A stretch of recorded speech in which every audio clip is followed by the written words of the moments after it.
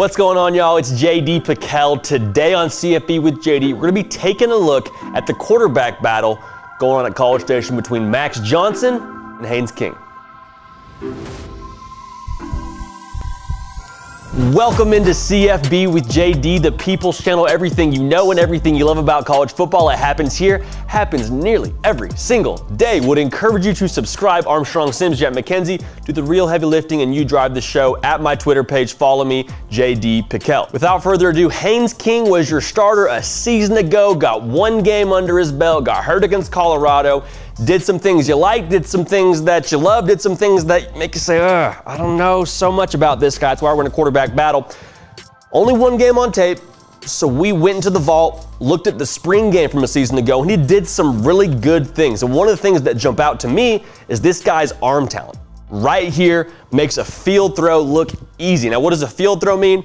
Anytime you're on one of these hashes and throwing to where there is the most green grass, that's a field throw. Now, right here, you got two outs. Now, an out route has to be thrown on time, on a money, and on your receiver, because if it's not, if it's left anywhere inside and your receiver breaks out, it's going to be a pick six the other way. So when it's to the field, it is somewhere around like a 30-yard throw on a rope, puts it on the numbers. Watch what happens right here. So he's covered. We're throwing all the way out here. Now, look where this DB is. If he leaves it at all inside, we got problems. Boom, boom, right here. If he put it at all inside, he's going the other way, is able to hit his guy in stride on the sideline. And the fact this is just on a rope, on a line, makes me really encouraged about what he has physically. Now, so many physical tools. And the problem for young quarterbacks with a lot of physical tools, they think they can do anything because they're used to doing whatever they feel like at the high school level. So a young guy like Haynes King, he's used to playing street ball, making whatever throw he wants. Not the case. Guys are better at the collegiate level, even against Kent State. Now, in this game, he threw 3 interceptions. 2 were picked in the sense of a tip, but we're not going to get too much into those. This is the one throw that concerned me the most. So we got a little bit of pressure here right off the bat. Boom. 2 linebackers coming. He's coming. He's coming. We're going to heat the young man up. Give him a chance to deal with the pressure. What I don't love is he gets happy feet. And what happy feet is for a quarterback, anytime you're sort of bouncing your toes a little bit, watch right here. He's going to get into his drop, starts bouncing on the balls of his feet. That's not good. That means he's starting to panic. His eyes start going all over the place. He eventually gets to his throw, but this is a hitch route right here. A little bit blurry picture. This is supposed to be a hitch route, meaning he's coming and he's stopping right here. The DB is on the inside.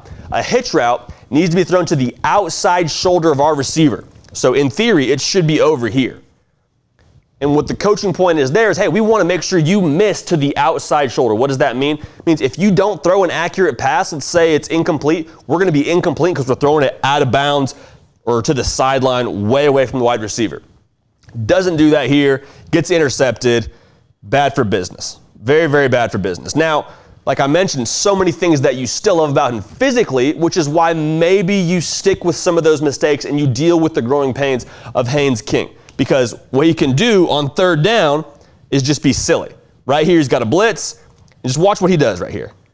So we're going to get a little bit of leakage here. Okay, we run into our offensive lineman. That's not great. What are we going to do? Uh-oh. This is bad news. Right here, every other quarterback in the country, that's a sack. You got to get down. You got to punt it away. That's too bad. You're only up a touchdown on Kent State. Puts him on skates. We got pursuit here, reverse field, make him miss.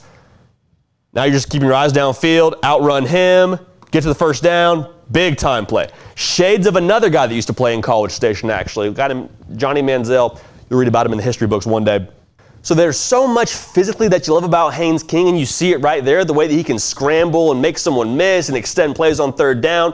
He has so much under the hood to where you say, okay, maybe we'll live with some of those mistakes. Maybe we'll deal with some of those growing pains as he decides to mature as a quarterback. But there's only so many mistakes you can deal with until you got to look somewhere else because it's hurting your football team. So can Haynes King play within this system, take what the defense gives him, and decide that he's going to just make good decisions with the football? That's going to be what ultimately, in my opinion, decides whether or not he's a starting quarterback for the Aggies. So On the other side of this competition, we got Max Johnson, the transfer from LSU, threw about 27 touchdowns, 6 interceptions, so a pretty good ratio. He, to me, is a little bit more of the safer pick in terms of his play style. Now, can he get up to speed with the offense and all that? Remains to be seen. That'll be a big factor as well. But just in terms of what he brings to the table, I think he makes better decisions as a whole. Right here, end of game scenario, 48 seconds.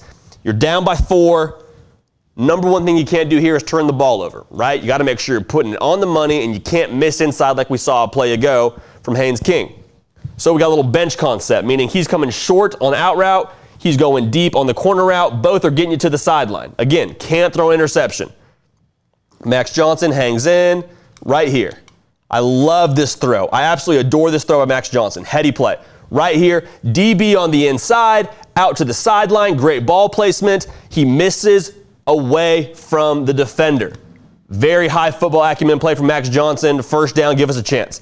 Now, the thing that you sacrifice with a guy like Max Johnson, in my humble opinion, is he doesn't have the consistency in terms of arm talent and a repeatable motion that Haynes King does. Now, I don't pretend to be a quarterback guru or know about mechanics, but right here, we get some pressure on Max Johnson. The ball sails on him. Doesn't get his feet set, doesn't play within himself very well right here, and just makes a costly error because of what he doesn't have physically. There's no other way to say it. Again, gets pressure off the edge. His throw is right here to this tight end. He's going to leak out, but what he doesn't get his feet set, and the ball's going to sail way over this receiver right here. It's going to be an interception against UCLA early in the season. Again, right there, I'd love to see him get more width here and try to get out of it and throw it to his tight end there, or maybe get upfield. Honestly, throw it away, take a sack, do something. But the fact that he tries to make a play, the ball sails on him, that's not good for business. Going the other way for the Bruins. And they're all excited. You're getting up. You got to make a tackle. That's not fun. You miss a tackle. Lineman's got to make a tackle. You're not making many friends. So that's the downside. Now, the upside is the guy's a freaking gamer. Both these guys are extremely competitive, are going to bring some element with their legs, probably more Haynes King than Max Johnson. But what I love right here, this is continued from that drive a couple plays ago. Down by 4, fourth quarter, 26 seconds, 3rd and 10. At this point, you got to make a play. Like, there's a time to play and there's a time to win, to quote the great Reggie Miller. And on the outside, we got one-on-one, we got a fade route, and we got pressure. They're bringing more than we can block, so you know you're going to get hit if you're Max Johnson. Right here, boom. We know we're taking a shot. Ribs are exposed, so you can either kind of lean into it and take something off the football and protect yourself by, leaning down and not getting all of your weight into the throw. He says, screw it. I want to win. Hit me if you want to. I'm getting this pass away. Gets his feet set and puts it on the outside shoulder for his receiver. Again, if he leaves it inside, it's a 50-50 ball. Probably gets knocked down. Probably gets intercepted. We can't afford an interception at this point in the game. Drops it over the corner into the breadbasket. Place is going bananas in Baton Rouge. I mean, plays like that get you so excited when you see Max Johnson stand in there, take a hit, drop it in the bucket. There's a lot of good options on this roster for Texas A&M. Whether it's Max Johnson, whether it's Haynes King, I think you're in a good spot either way. Again, it comes down to, for me, how quickly can Max Johnson get acclimated into the offense and how mistake-free does Haynes King decide he wants to play. A lot to be determined.